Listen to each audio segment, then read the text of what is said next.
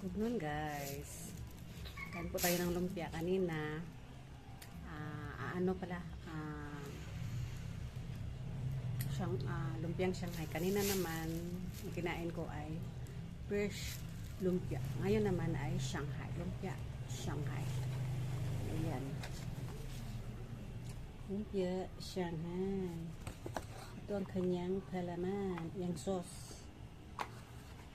Ito siya.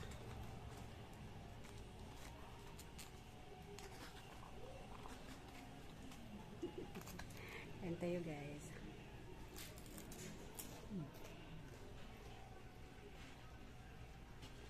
Tinapay pa.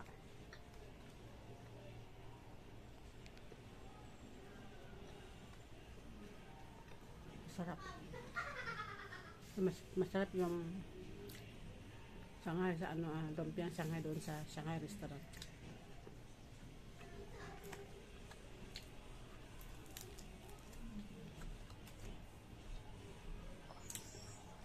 Bye-bye. Dito lang po. Kain pa ako. Bye-bye mga katawhan.